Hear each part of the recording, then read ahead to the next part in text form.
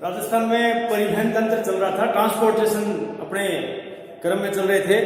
राजस्थान के भूगोल में राजस्थान में परिवहन तंत्र ट्रांसपोर्टेशन अर्थात सड़क एवं रेल मार्ग, अपन ने इससे पिछले पार्ट 1 में जो अपन ने वीडियो किया था उसमें कुछ नेशनल हाईवे का जिक्र किया था, जो राजस्थान में मुख्य रूप से कुछ नए और कुछ पुराने, जिसमें 15 है, NH8 है, जो मुख्य रूप से राजस्थान से गुजरने वाले, जिसकी कितने किलोमीटर लंबाई है।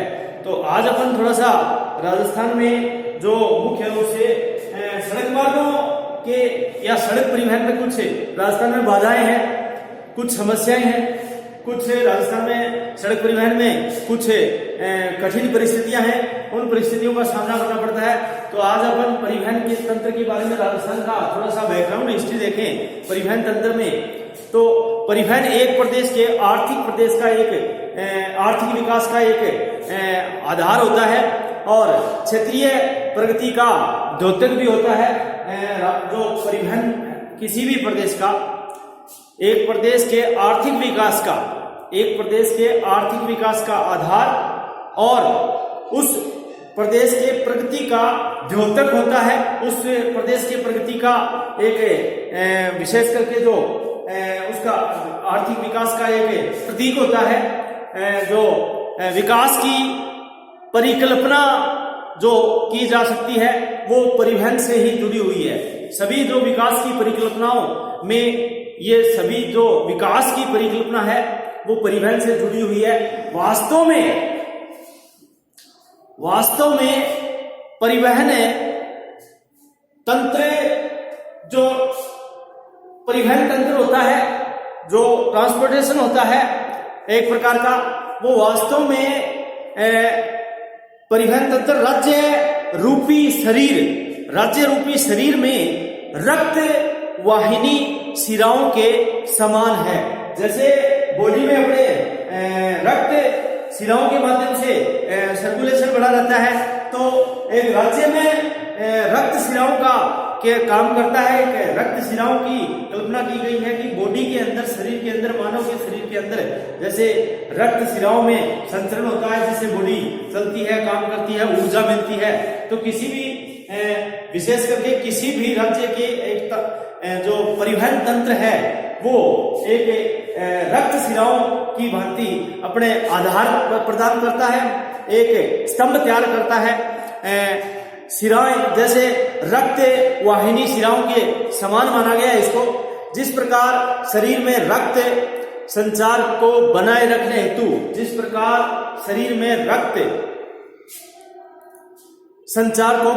हेतु शिराएं आवश्यक हैं, उसी प्रकार राज्य रूपी शरीर के लिए परिवहन आवश्यक है। तो जिस प्रकार से अपने शरीर में खून दौड़ता है और वो शरीर की बॉडी को एक बैलेंस बनाए रखता है, उसी प्रकार से किसी भी राज्य में परिवहन तंत्र क्या है, एक प्रकार का उसका वो बनाए रखता है। शिराएं आवश्यक है, उसी प्रकार से राज्य रूपी शरीर के लिए परिवहन आवश्यक है। परिवहन हमारी संपूर्ण आर्थिक क्रियाओं में अंतर संबंध विकसित करता है। जैसे कृषि है, उद्योग है, खनिज है, खनन है, पशुपालन है, विपणन है, आदि सभी क्रियाएं इसी अपने जो सभी क्रियाएं हैं वो उसी समय प्रभावशाली होती है। सभी क्रियाएं उसी समय प्रभावशाली होती है जब उत्तम परिवहन की सुविधा हो। किसी क्षेत्र में उत्तम परिवहन की सुविधा हो, तभी वो राजस्थान राज्य काफी एक बहुत ही जो राजस्थान राज्य काफी समय तक परिवहन की सुविधाओं की दृष्टि से पिछड़ा रहा, काफी समय तक, क्योंकि उसकी भौगोलिक परिस्थितियां ही कुछ ऐसी थी। और आज भी अनेक राज्यों की तुलना में ट्रांसपोर्ट की दृष्टि से, परिवहन की दृष्टि से पिछड़ा हुआ ही माना जाता है, पिछड़ा हुआ ही है। आजादी से पहले, स्वतंत्रता से पहले राज्य की छोटी छोटी रियासतों में बंटा हुआ था। राजस्थान राज्य वो छोटी छोटी रियासतों में बंटा होने के कारण राज्य उनमें आपसी सामंजस्य का अभाव था। छोटी छोटी रियासतें थी और उनमें आपसी सामंजस्य नहीं था। उन रियासतों में आपसी सामंजस्य का अभाव होने के कारण, प्लस आर्थिक संसाधन सीमित थे तो आर्थिक संसाधनों का सीमित होना, आर्थिक संसाधन सीमित थे, आर्थिक संसाधनों का सीमित होना, तकनीकी ज्ञान की कमी थी, तो टेक्नोलॉजी नहीं थी, तो तकनीकी ज्ञान की कमी, कुछ फैक्टर थे जो राजस्थान में।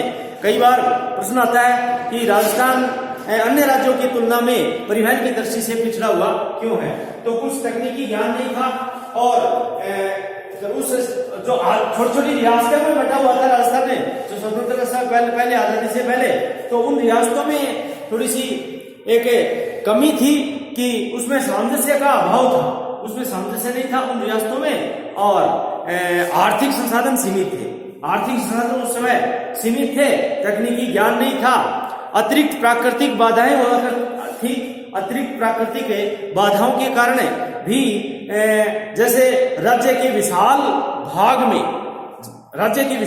में मरुस्थल का होना, यानी पश्चिमी राजस्थान के जो 12-13 जिले बड़े बड़े जो क्षेत्रफल रखते हैं, जोधपुर है, बीकानेर है, चूरू है, हनुमानगढ़ है, गंगानगर है, जैसलमेर है, बाड़मेर है, नागौर है, ये सारे जिले जो 12-13, सीकर है, झुंझुनू है, ये 12-13 जिले टोटल जो राजस्थान के मरुस्थल, जो थार के मरुस्थल का एक बहुत बड़ा भाग है, ये भी एक फैक्टर है। तो राजस्थान में विशेष करके जो आर्थिक दृष्टि से पिछड़ा हुआ अन्य राज्यों की तुलना में, तो ये अतिरिक्त बाधाओं की श्रेणी में आते हैं। और विशाल भाग में मरुस्थल का विस्तार, मध्य भाग में अरावली की पर्वत श्रेणियां, मध्य भाग में एक जो दक्षिण पश्चिम से जो उत्तर पूर्व की ओर एक अरावली पर्वतमाला राजस्थान में फैली हुई है, वो भी क्या है कि बाधा थी, प्राकृतिक बाधा जिसको बोलते हैं। और अनेक नदियां जिन पर पुलों का निर्माण, व्यय साध्य होना, पुलों का निर्माण है वो नहीं था, उसका खर्चा बहुत ज्यादा था, वो वहन नहीं कर पाए थे, और आदि ऐसे कारण थे जिनके कारण राजस्थान में परिवहन विकास एक सीमित रहा।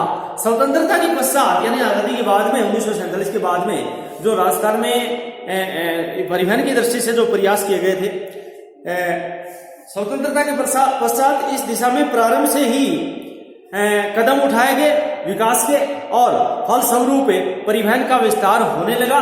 यानी कि आजादी के बाद में जो कदम उठाए गए थे इसके इस दृष्टि से विकास के लिए, उससे परिवहन का विस्तार होने लगा। और आज भी राज्य में उन्नत परिवहन व्यवस्था है। वर्तमान में आज राज्य में एक उन्नत परिवहन व्यवस्था मानी जाती है, उन्नत परिवहन व्यवस्था है। और यद्यपि अभी विकास एवं विस्तार परिवहन की दृष्टि से इनकी पर्याप्त संभावनाएं भी हैं, और भी विकास किया जाना बाकी है और हो भी रहा है। राज्य के परिवहन जो स्वरूप को यहाँ के सड़क एवं रेल जो मेन है, सड़क और रेल मार्ग है, एवं वायु परिवहन जिसको एयर ट्रांसपोर्ट बोलते हैं, धरातल पर सड़क और अपने रेल मार्ग होते हैं जिसको स्थल मार्ग बोलते हैं। तो वो सड़क, रेल एवं वायु के संदर्भ में जो विशेष करके परिवहन तंत्र है वो विकास की संभावनाओं के साथ में इसका विकास हो रहा है।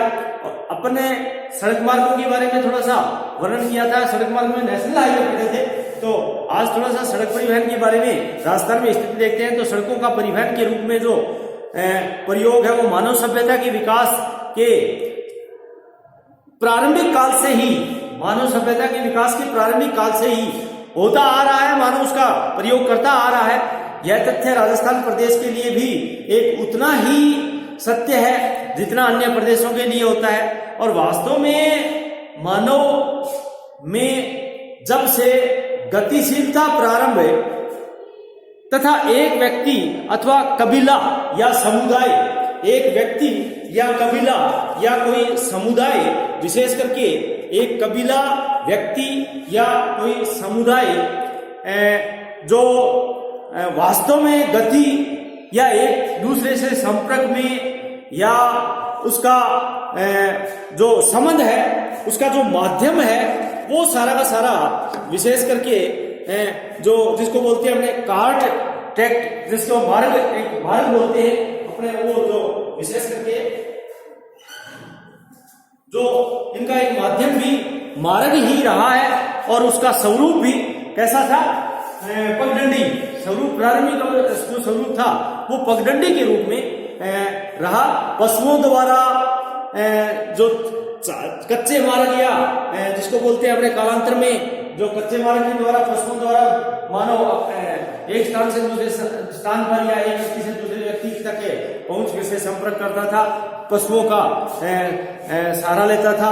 और फिर बाद में पक्के मार्ग जिसको राजस्थान में एक निसंदेह के रूप में विकसित प्राचीन सभ्यता के केंद्रों तक पहुंच, जैसे आहड़, कालीबंगा, अपने बालाथल और इसवाल, ये सभी समीपवर्ती क्षेत्रों में इनका संपर्क राजस्थान से रहा है। कुछ यद्यपि इस प्रदेश की जो भौगोलिक परिस्थितियां हैं वो थोड़ी सी परिवहन के विकास में एक बाधक जरूर रही हैं, भौगोलिक परिस्थितियां वो जरूर बाधक रही हैं और उनके पीछे कुछ कारण भी है।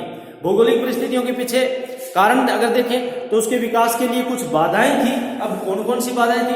नंबर 1, विशाल मरुस्थलीय क्षेत्र था। पश्चिम में रास्ता नहीं, विशाल मरुस्थलीय क्षेत्र था, वो बाधा रही थी। नंबर 2, राज्य के मध्य विस्तृत अरावली पर्वत श्रेणियों का विस्तृत होना, वो भी एक प्रमुख बाधा थी।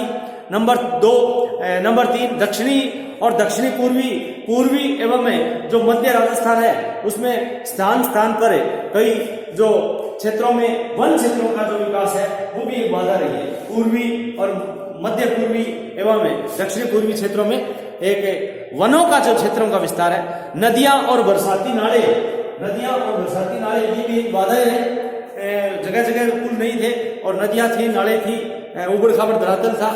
और अगला नेक्स्ट से जैसे क्षेत्रीय अधिवास है वो एक जगह नहीं थे, बिखरे हुए थे।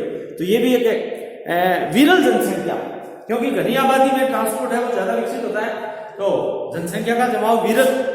मरुस्थल में जनसंख्या जैसलमेर में मात्र 17 व्यक्ति प्रति घनत्व की दृष्टि से जिसको अपने कहते हैं, तो विरल जनसंख्या, एक जनसंख्या का कम जमाव होना, ये भी एक बाधा थी। और अविकसित अर्थव्यवस्था है वो विकसित नहीं है पूर्ण रूप से, अभी भी विकसित नहीं है, तो अविकसित अर्थव्यवस्था का होना और सीमित आर्थिक संसाधनों का पाया जाना, ये सभी राजस्थान में परिवहन तंत्र के विकास में या परिवहन के विकास में कुछ प्रमुख ये बाधाएं थी। और इस बाधाओं के कारण है कि राजस्थान में परिवहन की दृष्टि से कुछ पिछड़ा हुआ माना जाता है या अल्प विकास हुआ है। इन कठिनाइयों के बावजूद भी, इन कठिनाइयों के होते हुए भी स्वतंत्रता से पूर्व राज्य में सड़क परिवहन का विकास प्रारंभ हो गया था। मध्यकाल में यहाँ की प्रमुख रियासतों के केंद्र में जैसे जयपुर है, जोधपुर है, अजमेर है, अपने ये सभी के सभी जो कोटा, उदयपुर, भरतपुर, अलवर, धौलपुर, पाली, ये सभी जो रियासतें हैं, जैसे जैसलमेर है, नागौर है, बाड़मेर है, डूंगरपुर है, बांसवाड़ा है, चित्तौड़गढ़ है, भीलवाड़ा है आदि में सड़क मार्गों के विकास होकर के सभी रियासतें आपस में जुड़ी हुई थी या उनको सभी को जोड़ा गया।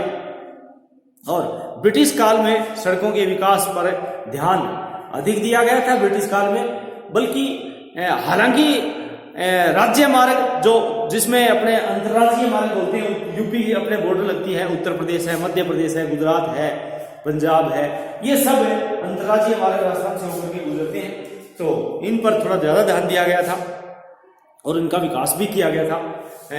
इस प्रकार से राजस्थान में कुछ यदि देखी जाए तो प्रथम पंचवर्षीय योजना में थोड़ी सी सड़कों की ओर ज्यादा ध्यान दिया गया था और इसकी लंबाई को भी बढ़ाया गया था प्रथम पंचवर्षीय योजना में।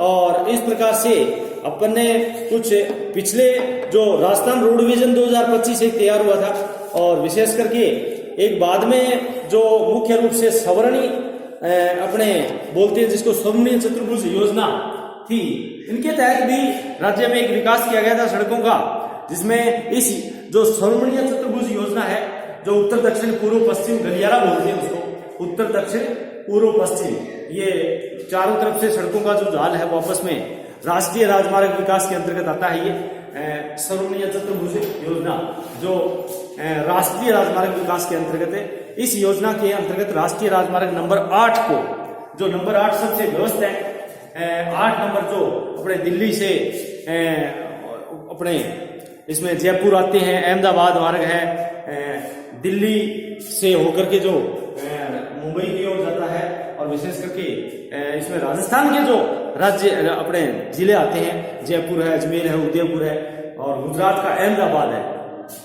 इनको 4 लेन 4 लेन बनाया गया है, 4 लेन के में बदला गया है। और इसमें विशेष करके जयपुर, अजमेर, उदयपुर इनका विकास ज्यादा हुआ है।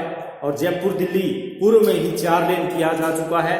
और एक अन्य योजना जिसको अपने बोलते हैं super national highway, super national highway, ये भी राजस्थान में एक जो महाराजा अग्रसेन मार्ग बोलते हैं, जिसको राजस्थान से अपने राजस्थान के जो जयपुर है और ये जो उदयपुर है, राजस्थान का जो जयपुर और उदयपुर इनके बीच का जो है उसको महाराजा अग्रसेन मार्ग बोलते हैं। महाराजा अग्रसेन एक सुपर नेशनल हाईवे मार्ग के तहत इसका विकास किया गया है। और यह संपूर्ण मार्ग जो दिल्ली से अहमदाबाद होता हुआ, मुंबई, बंगलोर होता हुआ कन्याकुमारी तक पहुंचता है, यानी कन्याकुमारी तक पहुंचेगा। तो कहने का मतलब ये उत्तर से दक्षिण गलियारा जो है, जो इन टोटल जो समन्वय चतुर्भुज योजना के तहत राजस्थान में पिछले कई वर्षों से इनके तहत विकास किया गया है। और सड़कों के निर्माण के साथ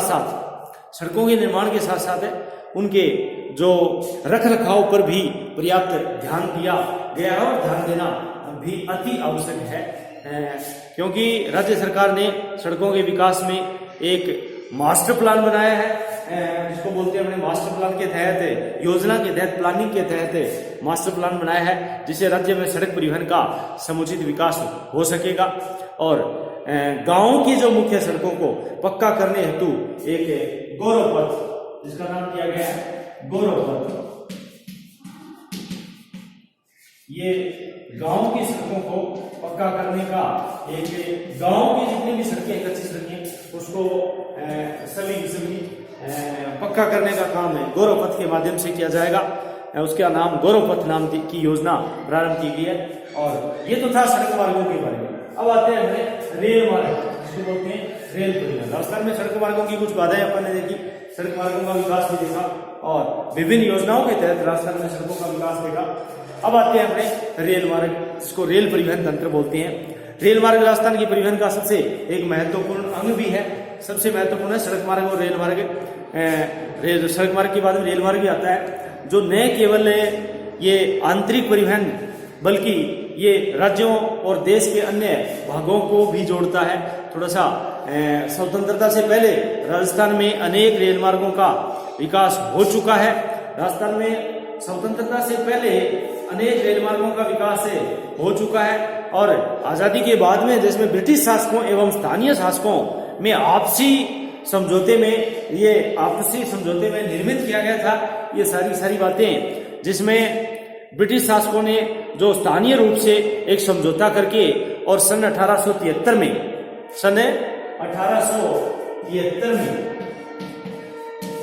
ब्रिटिश शासकों ने सन 1873 में जयपुर राज्य के मध्य जो एक समझौता किया था। और इस समझौते के परिणाम स्वरूप अप्रैल 1874 में राज्य में पहली रेल, अप्रैल 1874 में राज्य में पहली रेल, जिसको अपने बोलते हैं राजस्थान राज्य में पहली रेल आगरा से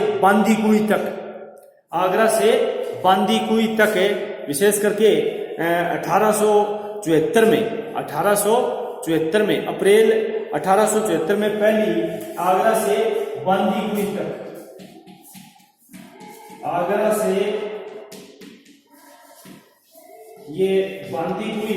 तक सबसे पहली जो रेल सेवा है वो रेल मार्ग का जो प्रारंभ हुआ था, रेल मार्ग का प्रारंभ किया गया था सबसे पहला जो प्रयास करके। और उसके बाद में दिल्ली से अलवर और अलवर से अपने ये विशेष करके जो मार्ग खोला गया, जो अलवर से बांदीकुई और 1889 में अजमेर में रेलवे का कारखाना भी खोल दिया गया। 1879 में अजमेर में रेल का जो कारखाना है, जिसमें डिब्बे बनाना है, रेल के इंजन बनाना है, रेल वर्कशॉप के नाम से कारखाना अजमेर में 1889 में खोल दिया गया था। और 1887 में लूनी जंक्शन से पचभद्रा और 1891 में जोधपुर मेड़ता रोड से नागौर से बीकानेर रेल मार्ग बनाया गया। और इस प्रकार से जो 1887 में उसके बाद में जो लूनी बेसिन है और जो विशेष करके मेड़ता और पचभद्रा, इन मार्गों पर उदयपुर रियासतों को जोड़ते हुए 1897 में उदयपुर रेलवे स्टेशन की स्थापना की गई थी। 1897 में कुल मिलाकर के अपने 1900 से 1948 तक जयपुर, कोटा, बीकानेर, उदयपुर, इन रियासतों को रेल मार्गों में विकसित करके उसके बाद में एक छोटी सी धौलपुर रियासतें जो बनाई गई थी। धौलपुर रियासतें बनने के बाद में एक नैरो गेज रेल जिसको बोलते हैं हमने, जिसमें संकड़ी रेल लाइन जिसको बोलते हैं। रेल लाइनें 3 प्रकार की होती है, नैरो गेज, मीटर गेज और ब्रॉड गेज। यानी कि नैरो गेज जो पहाड़ी क्षेत्र में जो संकड़ी लाइनें होती हैं, जिसमें बहुत ही गोलाकार आकृति में ऊंचाई पर नैरो गेज संकड़ी लाइनें, विशेष करके जो पहाड़ी क्षेत्र है, जम्मू कश्मीर है, हिमाचल प्रदेश है, उत्तराखंड है, अरुणाचल प्रदेश है, जितना भी हिमालयन क्षेत्र है, जितना पहाड़ी क्षेत्र है, उसमें नैरो गेज काम करती है। नैरो गेज सबसे पहले नैरो गेज की लाइनें थी, उसके बाद नैरो को चेंज किया गया मीटर गेज के बाद में बदला गया ब्रॉड गेज में, इसको अपने बड़ी लाइन बोलते हैं। अब टोटल जो लाइनें हैं, रेल लाइनें, वो ब्रॉड गेज में चेंज कर दी गई हैं, ब्रॉड गेज में बदल गई है। तो नैरो गेज रेल है वो धौलपुर से बाड़ी होते हुए धौलपुर, और दूसरा जो समर्थपुरा, जो 1908 में एक रेल लाइन प्रारंभ की गई थी समर्थपुरा, वहां से गुजरी। उसके बाद में अनेक नवीन रेल मार्ग भी विकसित किए गए धीरे धीरे, और अनेक रेल मार्गों के जो गेज में परिवर्तन, जैसे नैरो गेज से मीटर गेज से अपने ब्रॉड गेज जिसको बोलते हैं हमने, छोटी लाइन, छोटी से जिसको अपने बोलते हैं मीटर गेज, और मीटर की लाइनें और मीटर से बड़ी लाइनों में परिवर्तन किया है। राजस्थान में आज अनेक रेल मार्ग है, परंतु आज भी राज्य में अनेक भागों में रेल सेवाओं का अभाव भी पाया जाता है। जैसे डूंगरपुर रतलाम मार्ग है, वो अभी भी बाकी पड़ा है। डूंगरपुर रतलाम, जो डूंगरपुर बांसवाड़ा में विशेष करके जो मध्य प्रदेश की जो सीमा वाला क्षेत्र है, रतलाम वाला जो इलाका है, उसमें रेल सेवाओं का अभी भी अभाव पाया जाता है। जो अपने मोटे रूप से यदि ब्रॉड गेज की जो मार्गों की कुल लंबाई देखें तो 4868 किलोमीटर है, 4868 किलोमीटर राजस्थान में ब्रॉड गेज की, और मीटर गेज की 915 किलोमीटर है, और नैरो गेज की सबसे ज्यादा ब्रॉड गेज की लंबाई है, और जो नैरो गेज है संकड़ी लाइन बोलते हैं उसकी 86 किलोमीटर जिसको बोलते हैं अपने जो किलोमीटर की लंबाई है वो बहुत ही कम है बाकी रही है। और कुल लंबाई यदि देखें मीटर गेज, ब्रॉड गेज और नैरो गेज तीनों को मिलाकर के तो 5870 किलोमीटर है। कुल लंबाई रेल मार्ग की देखें तो 5870 किलोमीटर राजस्थान से होकर गुजरते हैं। 5870 किलोमीटर कुल रेल मार्गों की राजस्थान में लंबाई पाई जाती है। विशेष करके ब्रॉड, मीटर और सभी आ गए इसमें। ब्रॉड गेज है, मीटर गेज है, अपने नैरो गेज है। नैरो गेज की लंबाई बहुत कम है। राजस्थान से जो गुजरने वाले प्रमुख रेल मार्ग हैं उनका यदि देखें तो विशेष करके राजस्थान में अभी भी मीटर गेज थोड़ा सा रेल मार्ग ज्यादा है, परंतु तीव्रता से इसकी ब्रॉड गेज में बदला जा रहा है। और प्रमुख रेल मार्ग है जैसे दिल्ली अहमदाबाद, ये वाया जैसे अलवर, जयपुर, अजमेर, ब्यावर, सिरोही, आबू रोड ये जाता है। और दिल्ली अहमदाबाद वाया रेवाड़ी, रींगस, फुलेरा, अजमेर, ब्यावर और सिरोही ये आबू रोड ये जाता है। आगरा अहमदाबाद ये वाया भरतपुर, बांदीकुई, जयपुर, अजमेर और ब्यावर और सिरोही आबू रोड होता हुआ जाता है। और मुख्य रेल मार्ग है जैसे दिल्ली अपने उदयपुर है वाया अलवर, जयपुर, अजमेर, भीलवाड़ा, चित्तौड़गढ़ ये सभी। जैसे दिल्ली मुंबई है तो दिल्ली मुंबई रेल मार्ग है, जैसे वाया मथुरा है, अपने भरतपुर है, सवाई माधोपुर है, कोटा है, ये सभी रामगंज है, रामगंज मंडी बोलते हैं इसको। दिल्ली मुंबई जैसे वाया आगरा, धौलपुर, ग्वालियर, और दिल्ली बीकानेर वाया लुहारू चूरू है, जैसे via Jodhpur Barmer, via Bharatpur Merta road है, और जोधपुर जैसलमेर वाया पोखरण है। ये सब रेल मार्ग है। जयपुर श्री गंगानगर जैसे वाया सीकर चूरू हनुमानगढ़ है, और उदयपुर हिम्मतनगर जैसे वाया ऋषभदेव डूंगरपुर है, और उदयपुर जोधपुर वाया देवगढ़ पाली, ये दिल्ली गंगानगर, और विशेष करके उदयपुर जो वाया आगरा होते हुए, ये सभी मुख्य रेल मार्ग हैं राजस्थान में। और राज्य में नवीनतम रेल मार्ग है अजमेर से पुष्कर, प्रारंभ अभी किया गया है, नवीनतम है बिल्कुल, अजमेर से पुष्कर रेल मार्ग है, वो बिल्कुल नया है। और राजस्थान की जो विशेष रेल सेवा के एक चलाई गई है, राजस्थान में रेल सेवा का जो अगर देखें तो विशेष रेल सेवा के अंतर्गत है palace on wheels, palace on wheels, palace on wheels तथा रॉयल राजस्थान और व्हील्स, रॉयल राजस्थान और व्हील्स, ये दो विशेष एक सेवाएं, विशेष करके जो पर्यटकों का जो आकर्षण का केंद्र होता है, पर्यटकों को आकर्षण करने के लिए दो एक विशेष रेल सेवाएं प्रारंभ की गई, पैलेस ऑन व्हील्स तथा रॉयल्स राजस्थान ऑन व्हील्स। इस प्रकार से थार एक्सप्रेस भी बाड़मेर के जो मुन्नाबाव से पाकिस्तान के खोखरापार एक थार एक्सप्रेस रहेगी, जो दो देशों को आपस में पाकिस्तान और भारत, इसमें राजस्थान की सीमा लगती है, गंगानगर बीकानेर से अंतरराष्ट्रीय जो सीमा लगती है उसके सारे जिसमें अपने थार एक्सप्रेस बाड़मेर जिले के मुन्नाबाव जो अंतिम स्टेशन है, उसके बाद में पाकिस्तान का स्टेशन है खोखरापार के मध्य एक ट्रेन चलाई गई थी, एक रेल चलाई गई थी, और वर्तमान में यह रेल शायद बंद है क्योंकि अपने पाकिस्तान के साथ में थोड़े से संबंध अच्छे नहीं है। पाकिस्तान और चाइना के साथ में आजकल जो संबंध है वो थोड़े खराब चल रहे, तो आज कल इन ट्रेन को थार एक्सप्रेस के नाम से शुरू की गई थी। लूप लाइन है उदयपुर मालपुरा, ये सब राजस्थान में नगरीय रेल परिवहन में एक महत्वपूर्ण जो कदम है, वो उदयपुर में मेट्रो रेल का निर्माण करके एक नगरीय क्षेत्रों को जोड़ने के लिए भी शुरू की गई। तो आज अपन रेल मार्ग के बारे में पढ़ा, और इसके बाद इसका जो अगला पार्ट 3 आएगा, अपने पार्ट 3 में रेल मार्गों को इसी क्रम में अपने जारी रखेंगे पार्ट 3 वीडियो में। तो आज अपन ने कुछ महत्वपूर्ण राजस्थान के प्रमुख रेल मार्ग, लेकिन रेल मार्ग के बारे में बाधाएं हैं वो अगले पार्ट 3 में करेंगे। धन्यवाद।